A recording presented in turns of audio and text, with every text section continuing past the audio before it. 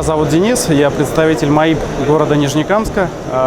Занимаюсь, у нас мясокомбинат, мы занимаемся производством полуфабрикатов и колбас.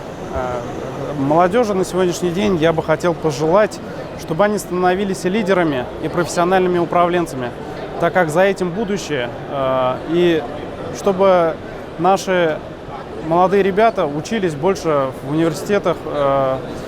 Сегодня недостаточно только одного образования высшего. Нужно и писать и кандидатские диссертации, также и докторские.